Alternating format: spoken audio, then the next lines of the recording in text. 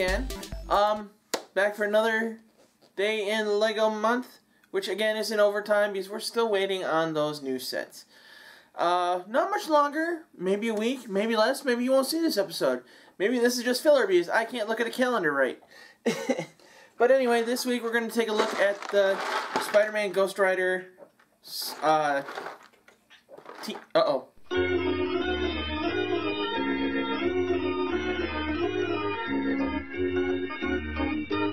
Anyway, this week we're going to take a look at the Spider-Man Ghost Rider team-up set. I'm really excited because we get Hobgoblin. So, let's tear this up, let's put it together, and take a look.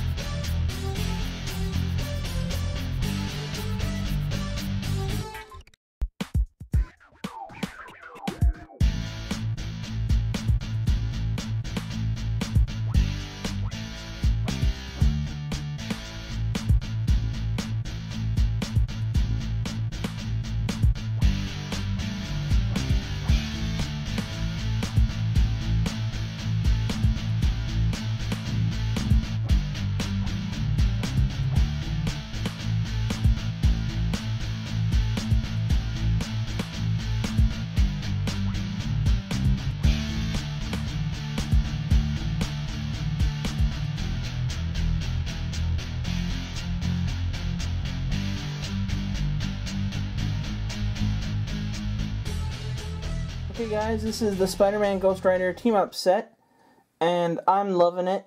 I really like some of the details in this set. Like, for example, we've got two newspaper boxes, one for the Daily Bugle and one for Frontline. Now, unless you're reading the comics, you have no idea what Frontline is. That's in a competing paper created out of the Civil War, the original one, where, for whatever reason, Jameson was pissing off Ben Urich too much, and he decided, screw it, I'll go tell my truth, and started another paper with one other reporter. But anyway, that's not what we're here for. We've got Spider-Man, we've got Ghost Rider, and we've got Hobgoblin, and apparently they're on the corner of 2nd and Bleecker. Somebody tell me in the comments if that's a real street corner in New York, I don't know. But we got Spidey, and we've got this new web shoot thing. He's got this little hand device that he can use to hold a web blast. Then we got Hobgoblin with a flaming pumpkin, and Hobgoblin's got a different face, which I showed off a little bit in the building. And the only problem I have with the Hobgoblin's glider is that when Lego first got the Spider-Man license, way back in the days of the first movie, they made a Green Goblin pack, and that had a little transparent beam piece that you could use to, like, make it glide and hide the fact that you're holding it to glide.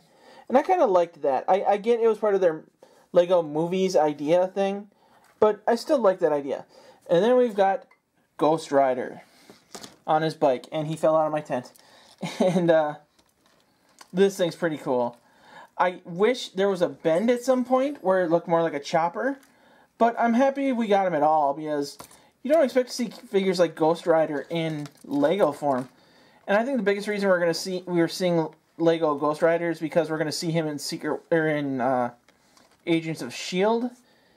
pretty soon here, but I'm not complaining. The flame is a permanent piece of the head, so we can't get a different look, and I don't understand why you would. It's Ghost Rider. He's a skull.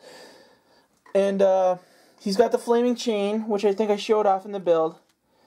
And he's got his flaming motorcycle, which kind of is a nod to the 90s bike that I think not Johnny Blaze, but the second guy rode in.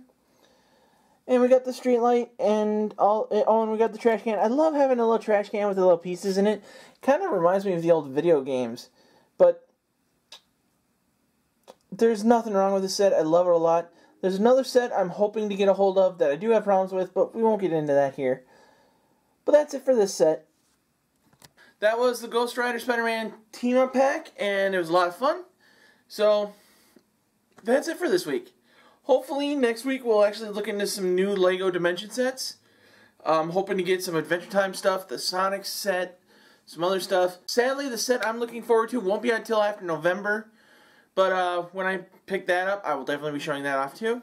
Until then, you can check me out on over at the Pop Culture Network every Friday. Same day as this episode comes up. Might be later, might be earlier. Check out Formers Friday. It's a great show. I'm very honored to be a part of it. So, go check me out there. And until then, this is the Geek saying good journey.